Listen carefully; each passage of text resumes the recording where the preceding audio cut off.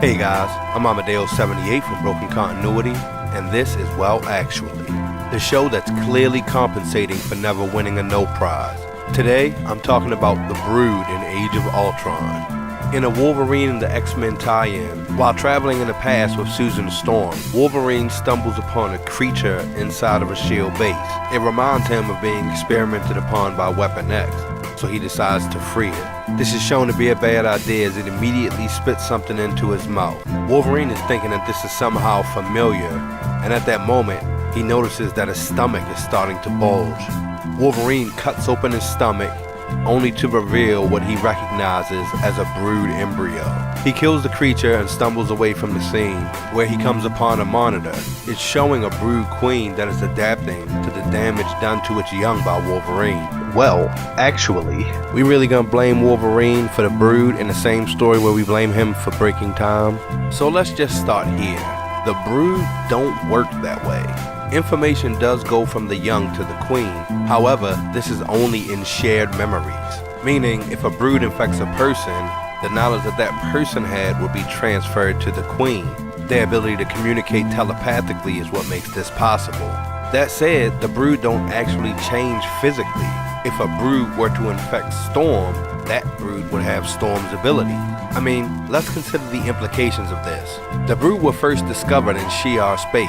The Shi'ar have a very large empire. The Imperial Guard consists of members of races that fall under the Shi'ar Empire. That's a lot of people with powers. The Shi'ar are also known to have dealings with the Kree and the Skrulls. The brood have also been shown to have been in Kree space in the past. If they infected even a portion of any of these races, that makes for some pretty strong brood before they even get to Earth. You'd also think something that dangerous in the hands of S.H.I.E.L.D. in the past would be something of concern to Nick Fury, aka the Man on the Wall. The brood have also infected the X-Men more than once.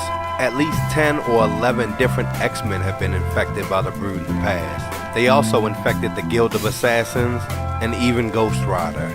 In addition to a brood queen, there is an empress that presides over all of the brood. If they adapt based on what happens to the youngest ones, then there must be a super bad empress out there somewhere in the galaxy. Unfortunately, it seems like the brood have been on Earth before, and they had the same appearance we've always seen them to have. At least that's what S.H.I.E.L.D. #1 says anyway. The brood have been shown to manipulate genetics through science. Besides the Akanti and the Star Shark that they use to travel, they actually got a hold of Carol Danvers without her powers and ended up turning her into binary. Just to put the lid on good and tight, Wolverine has also been shown to be immune to infection by the brood. It worked in his first encounter, which, as a side note, was also the first time he did the best there is at what I do line. It also worked the first time the brood came to Earth, which actually makes for a pretty recognizable cover.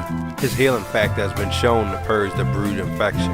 Also, an infected human doesn't produce an embryo. That human turns into a brood. I'll skip the fact that a queen who is still an embryo has young that can infect other people. Anyway, I'm Amadeo78 from Broken Continuity. Thanks for tuning in. Please like and subscribe, and I'll catch you next time.